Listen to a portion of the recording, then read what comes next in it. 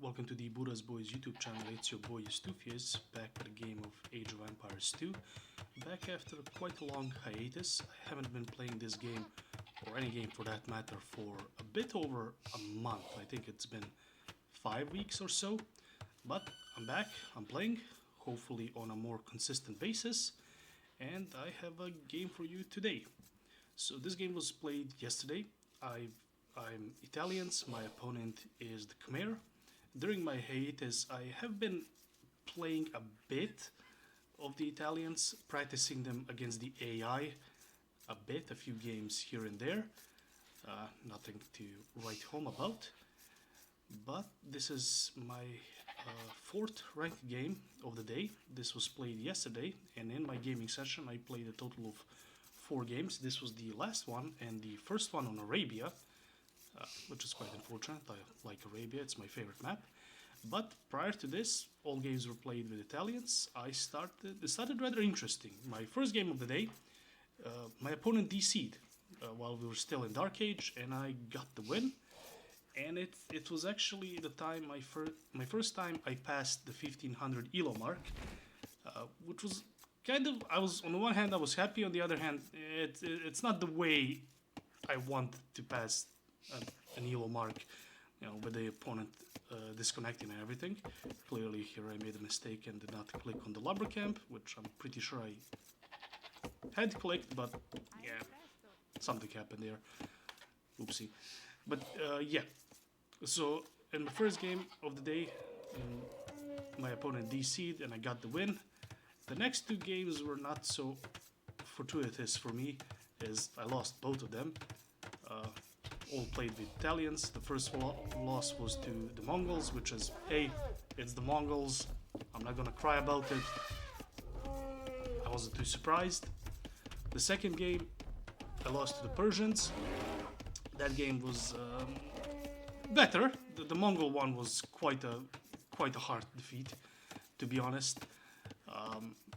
He really handed my rear end to me, which was unfortunate for me, but hey, props to him. The second game against the Persians was better, but the opponent clearly deserved to win. He played better than me, so it is what it is. The kind of saving grace in those 2 games is that both of them, first of all, they were my first two ranked games with Italians.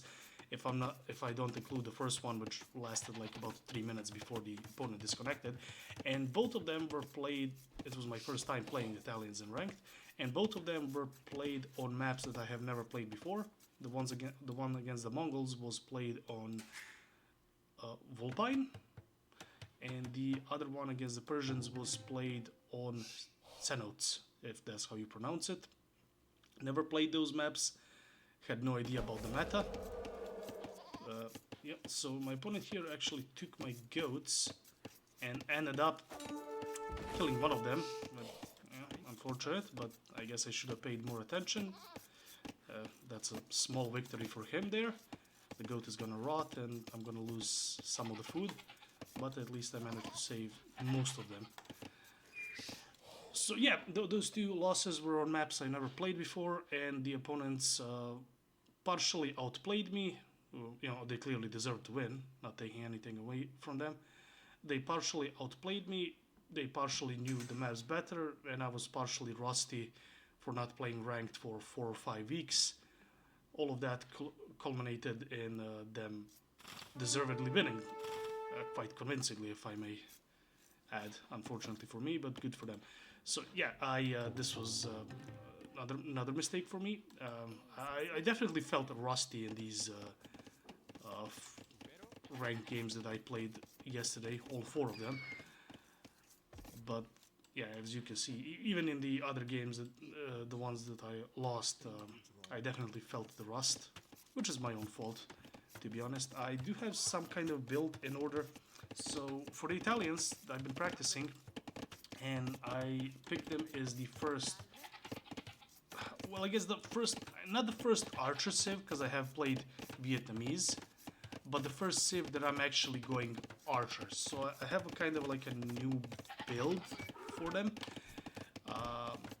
And essentially it boils down, is the first civ I'm advancing with 19 pop. I usually advance with 20-21 pop. The Japanese that I've been practicing men at arms, I would advance with 20 pop, 19 villages in 1 scout. This is the first civ that I'm advancing with 18 villages in 1 scout, so it's the fastest uptime I have done in ranked. The other difference is that I'm staying on 1 lumber camp. I'm not building a second lumber camp because it costs wood, and I want wood for an immediate archery range, and also most likely a second mill, especially if there's rabbits. So if there's rabbits, ideally you will want a mill on the rabbits and then a mill on the berries as well, which costs wood, which then delays your archery range, and you also need wood for the mining camp. So in order to afford an archery range and a mining camp immediately, while also being on rabbits, which is less optimal for this kind of strat because you need a mill for that and the berries, so that's 1 extra mill, I decided to try with only 1 lumber camp, and yeah, that's how I've been playing. So yeah, my whole strategy with this is an archer rush, or at least to attempt an archer rush. Maybe it was a bit of an overreaction to build a spearman, but I was expecting him to go to with scouts. It's not like a amazing IQ move by me. It is to be expected that he's Khmer and he's gonna go for scouts. So I decided, okay, I'm gonna mix spears and archers, and I'm gonna try something. It's not gonna be just pure archers the way I practice, but we'll see how it goes. So I'm trying my best to close up the base as much as possible, see scouts and everything. I did lose my scout, which was not ideal, but you know, scout for a scout, it's not the worst. I was really trying, really wanted to win this game. The prior 2 losses, obviously losing games is never fun. Losing multiple games in a row is even less fun. So there was a big incentive for me to win this one. But we'll see how it goes. He had a really nice base. He closed it. There was a point in Dark Age that I thought he might actually go fast castle the way he walled this, like woodline to berries. I thought he might actually go fast castle. I just continued on with my gameplay as normal, and I'm glad I did because he did not go fast castle. So I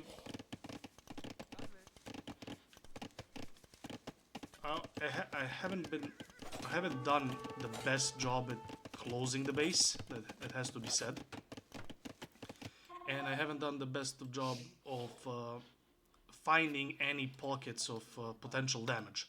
Like, he did a better job at walling than I did, I have to say that.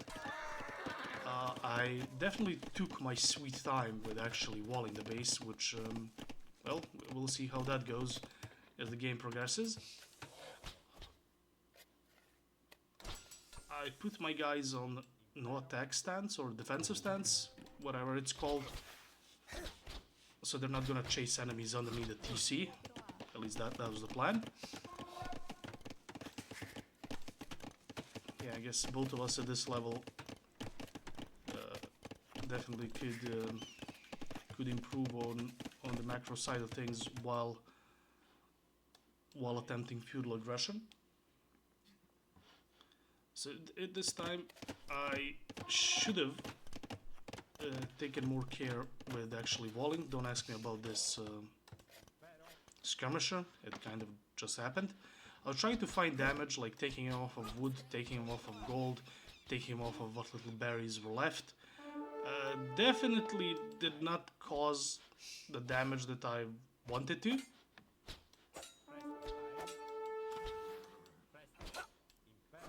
While at the same time, I should have done a better job at walling. This side was easier to wall, but the one where the gold is, which is arguably more pressing, to wall if you're gonna go archers. I did not do a good job. So I try to do what I usually do in these scenarios when I have a range unit feud laser. Try to split them. I sent one spearman with the archer, and yeah, there was a hole there. This was, yeah, clearly my bad. So I decided to fight this. I was like, yeah, if I let them here, it's not ideal. But I lost one villager, and he lost, I believe, 3 scouts. At the end of the day, I'll take it. I'll take it. Not ideal. Obviously, losing any kind of eco in this stage at this stage of the game is not good. But losing one villager, actually, it's going to be 2. Spoilers. Yeah, losing 2 villagers and killing like 4 scouts and preventing him from continuing with the pressure. Slightly less not worth it. Let's put it that way. But yeah, he did a better job at defending than I did.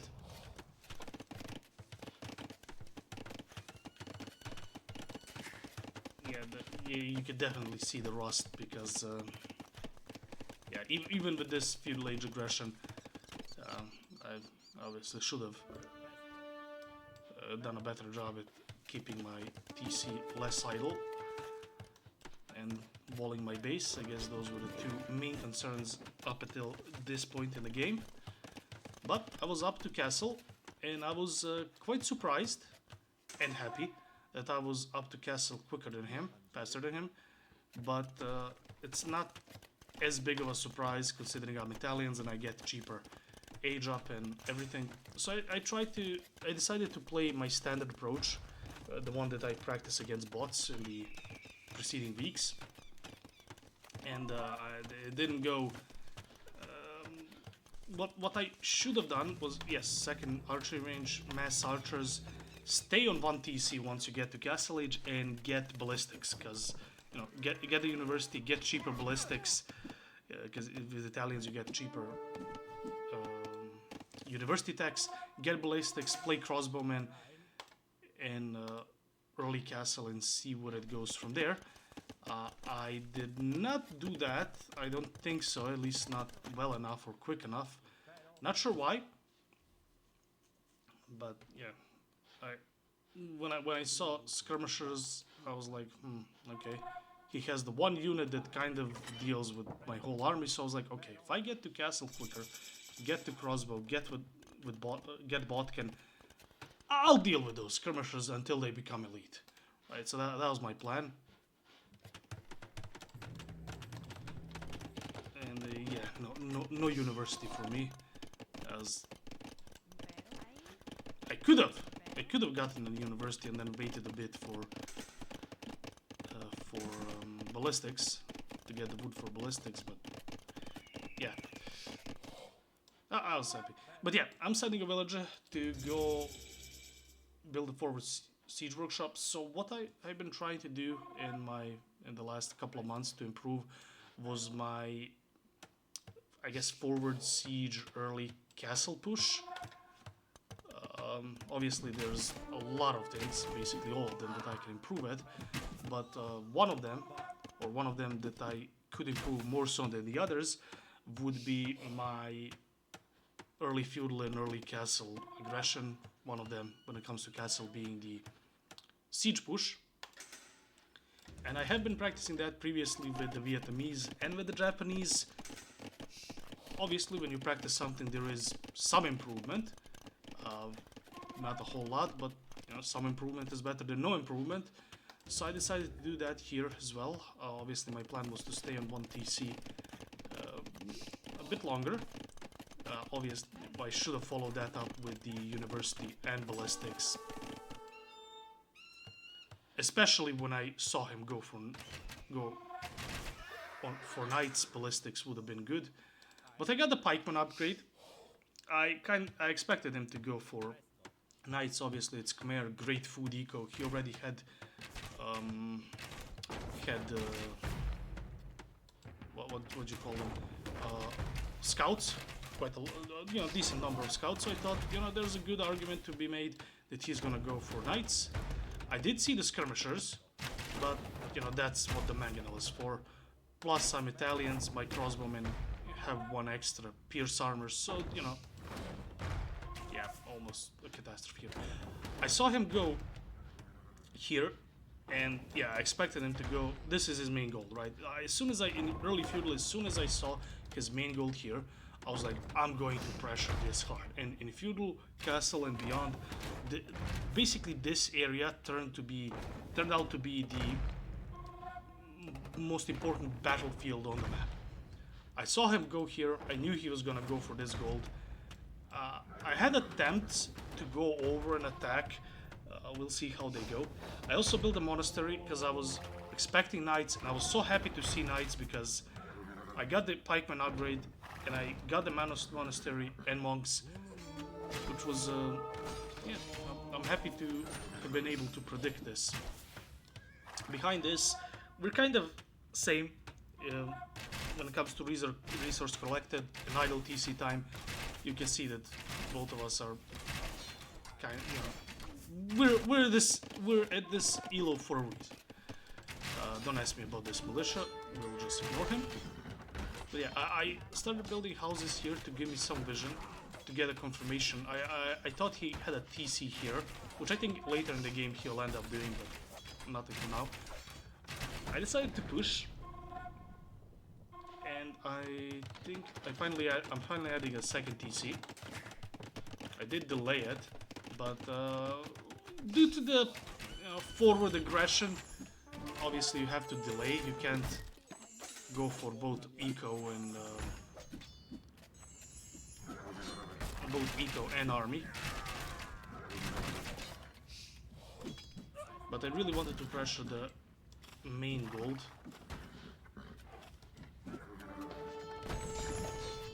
Once I saw him go for like full knights, I had 2 archery ranges and one barracks. I guess at this stage I should have added a second barracks, but I thought like, pikemen and monks and crossbows with extra armor would have been enough. I detached this group to go all the way here, and the attempts to prevent him from mining gold, but he decided to put a TC, and yeah, I was like, okay, he has access to gold, good for him, but I just wanted to push this main part. At home, I did my best to have my 2 TCs up and running, producing villagers. We'll see how that goes with the idle TC counter. As for the rest, I was trying pretty much just to mess up my army. And then I saw a mangonel, I was like, yeah, that's a good decision by him. I could have, yeah, immediately go for my own mangonel, and I obviously tried using monks to deter his cavalry. I'm not really used to these forward siege pushes. Definitely one of my weakest aspects of the game.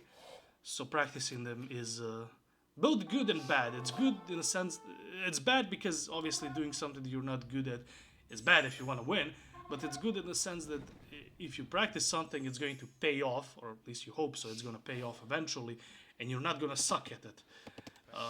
So I decided if he obviously has a new TC here, and he destroyed my outpost with the knight. He has a lot of pressure here. He has to have because of the whole gold situation. I decided, you know what? I'm going to send the forward villager that built all of this. I'm going to send them to build outposts, and I managed to convert one of the villagers with the monk. I thought, like, based on the damage that I did, I took him off of this thing, this wood line, this main gold. I caused them problems here. Yeah, and this was a good play for him. And then I took him off of this wood line. Like, you saw how much, and also did the farms. His villagers were in disarray. Definitely, you know, he was not in an amazing spot here, has to be said. His villagers running all over, but this was a good decision by him. Like, this counter attack, this was good. I think it's exactly what he needed. to take off some of the pressure, and I decided I sent the pikes back, while the rest of the army kind of stayed here and tried to do something. Yeah, but I could have maybe put a stone wall. That would have been better, but we'll see how that goes. I decided to do my best, but he broke here, and this was good. Clearly, he was paying attention somewhere else. He was not looking at this. But yeah, these knights getting in, this was the point where I was like, man, I was in control. You know, I had the advantage. I was pressing forward. My eco was safe, and then he does this. And the problem that I realized when it was too late, these pikemen were no attack stance. And at some point I did actually put them on aggressive stance. Like, he did decent damage here. Dare I say it, maybe even a lot. Yeah, they were still on no attack stance. And I think here is where I realized, I was like, man, this is a lot of damage. Actually, when I was playing the game, I thought it was more now. I thought it was 20 plus vills, but he killed 13. So it was bad. It seemed worse than it actually was. But still, fair play to him. That was a good decision by him. That's exactly what he needed, to put pressure on me, to kind of level the playing field when it comes to the economy. We're basically the same vills now. But during that time, I tried, while also microing the vills and the pikemen and all of that, tried to push him to at least cause damage at home. To at least not be completely idle.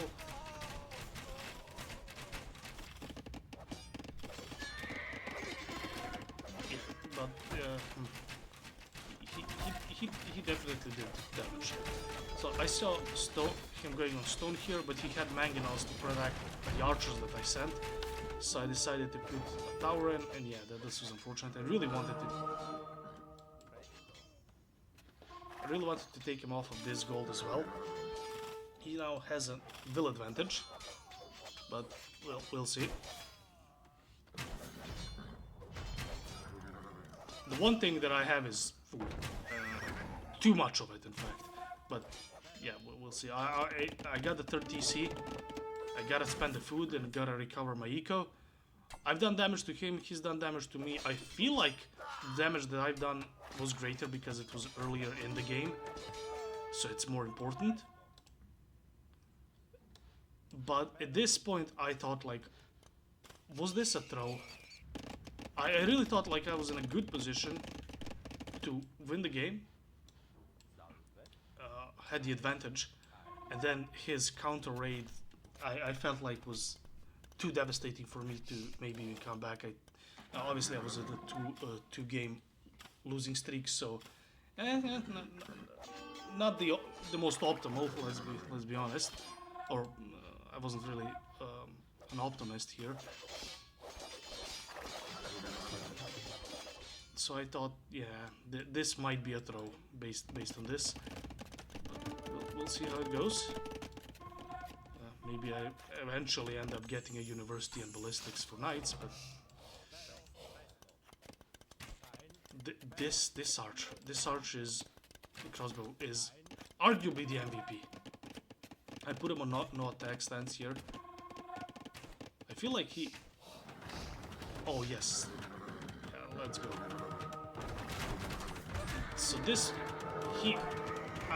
it was exactly what I was expecting him once I saw him on gold. Obviously he's gonna go, and I was like, he's gonna go for stone.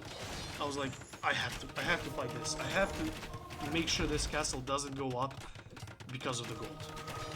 Because of the gold. If he gets this gold, I'm in big trouble. So I decided, if I sacrifice my entire army to prevent this castle, it might be worth it. I was doing my best to use monks against the knights, mangonel against the mangonel, while also, I believe, holding Alt on the keyboard to ignore the building. 99.90%. Amazing. this right here, I believe, could have been the decider. I was sure he was gonna get it up, and I was like, okay, he's at least going to sacrifice a bunch of bills. I killed 15 plus villagers in that engagement, and I thought he was gonna get up, but at least let me like even up the score when it comes to eco and all of that. And then to be able to actually deny it at 99.9%. I was happy with this. And then to see additional villagers being sent, I was like trying to target the villagers, and this was so infuriating. This was so infuriating. After all of that, I should have done a better job at like just blocking the villagers physically. At least maybe even sending one villager, although it is pretty far distance away, to put like walls around the foundation so he can't build it. But he sacrificed quite a lot, like quite a lot. I believe like 25 wills died in that engagement of his. So I was still happy I finally got the monastery building the ballistics. But I clicked up to Imperial, and after that I was happy and I was confident that I was gonna win this. I built a castle because I expected to be first to Imperial, and immediately a siege workshop because I want to get the cheaper what you call it, chemistry, so I can get my higher HP bombards. No, not higher HP, cheaper bombards, so I can trap down the castle and retake the gold. For most of the game he's been on this gold, and if we look at it, it's gone. It's gone. So he has to play for this gold.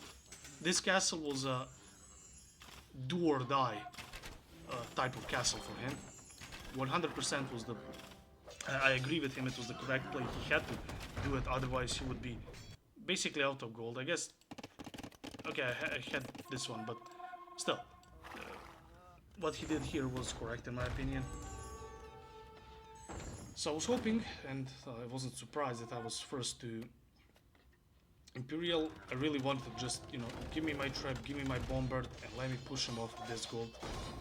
While at the same time going for Genoese. And before I actually need the castle to produce the trebuchet. Because the Genoese have a bonus damage against cavalry. And I was confident that he's gonna stick to cavalry. I mean, at this point with his eco and the amount of damage I've done, tech switching into something else is not feasible, I would say. Immediately chemistry, immediately trebuchet. And I want more archers, because I need my castle to produce trebs. I would say they're more important now than the Genoese. And I was preparing to attack this castle. What surprised me and impressed me that he actually got to Imperial as well. I don't know, maybe I overestimated how much damage I've done in the game.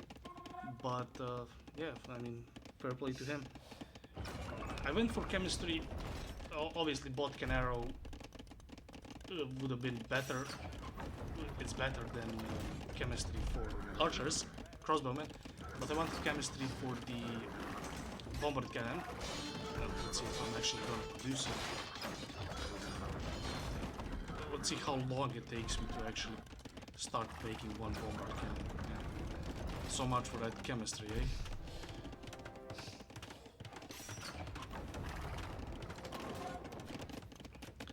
Thankfully, after that initial raid, I managed to like patch up most of my base. Yeah, still no bombard cannon.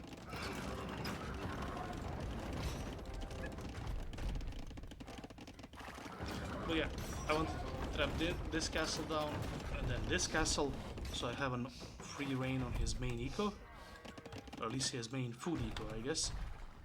Arguably.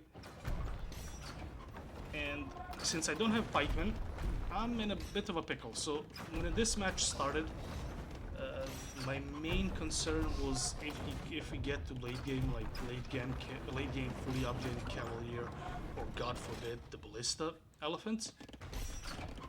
Finally, a bomber cannon, because I don't have helps. Now I do have Genoese crossbowmen, which have bonus damage versus mounted units, but I wanted to avoid the whole situation altogether. That's why I was so aggressive, or as aggressive. Could have been more aggressive, obviously, but yeah, as aggressive in Castle Age as I was. I did not want this to go to late game, because in late game I expect him to simply be better because of my primarily of my lack of halberdiers. So I mixed in the monks and my pikes and my higher armor arbalists, and all in the hopes of obviously, hopefully, like the monks and the pikes can together hold their own. But yeah, I mean, helms are fully upgraded helms in terms of armor, at least. And I did win the fight and everything, but yeah. When the fight started, I actually expected it to go more smoothly, but obviously, just like spearmen are not good enough against knights, I feel like pikemen are not good enough against cavalier. Kind of a risky castle, at the same position that I took the previous one down. Fairly optimistic castle, I would say.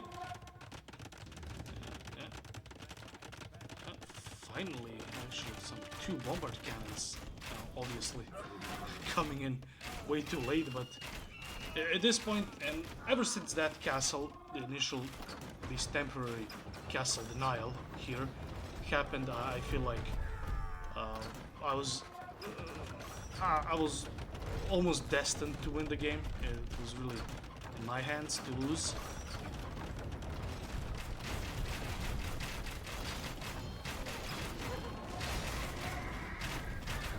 This is some kind of a last-ditch attempt to like kill my siege. But at this point, yeah, I used the bomber cannons against that was close. Against the trebuchet, while the trebuchet will destroy the castle. At this point, I was almost certain that I was going to win, but just to be on the safe side, obviously, there is an argument to be made that I should have won the game earlier, and that I was maybe a bit too passive. But then I saw the light cav and I was like, okay, now he doesn't have access to gold, he needs something else. That's why he's switching maybe into hussars. But I'm building another castle. I'm basically surrounding all castles. Also building outposts. Producing Genoese, arbalists, pikes, a bit of monks. And he calls the GG. Thankfully for me, I ended my gaming session on a win. So yeah, this was my 4th ranked game with Italians, first time on Arabia, against what I consider to be a very good civ, the Khmer. With you know, feudal aggression, siege push and castle, probably prolonged the game unnecessarily. Could have done some stuff better, obviously. That's why I'm at this level and not higher up. But yeah, overall, I enjoyed the game. Obviously, mostly because I was able to win, let's be honest. But hopefully I've been able to showcase some of the strengths of the Italians. Definitely not to the... not as well as I could have, but yeah. Hopefully I'll be back with a more frequent upload schedule. Keyword being hopefully. Hopefully I won't take another month or so hiatus. But yeah, in the coming days and weeks I should be practicing the Italians. I feel like they're a good civ, I would say, but they're on the, I would say, the harder learning curve. They're definitely one of the hardest civs that I've played up until this point. I played Lithuanians, Slavs, Berbers, Byzantines, all of which, like Vietnamese, all of which are, I would say, on the easier side. Definitely like easy civs to play, easier. Some of the harder ones, I would say, would have been the Cumans and the Aztecs and Italians. Maybe Italians being the hardest of all those three, or somewhere in that. And also the first civ that I'm going archers is the opening. So there's a lot to be learned, and there are going to be mistakes as they were in this game, but yeah, we'll see how it goes. Let me know if you have anything to say or any questions regarding the game, whether this particular game or game as an Age of Empires 2 in general, or if you have any critiques about how I can improve as a player. Let me know in the comments, and thank you for watching. See you in the next one. Bye.